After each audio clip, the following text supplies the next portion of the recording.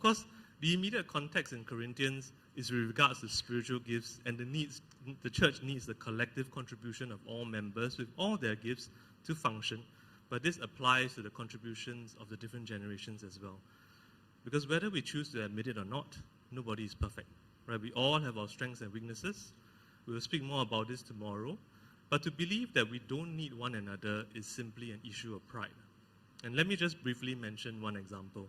From our research, we know that in general, for the first time in the history of mankind, the young actually knows more than the old. Right? This is just purely in terms of pure knowledge, pure amount of information, because of the internet and because of the smartphone. So the young have a lot of learned expertise now. Right? For example, they know more about technology, they know more about the external culture, and only they can move the church forward in ways that they can. But the older have more lived experience, right?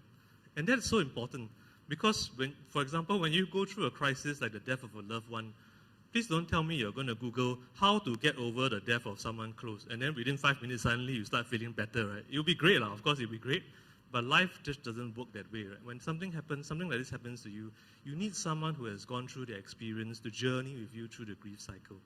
So is learned expertise more important, or is lived experience more important? Of course, both are equally important.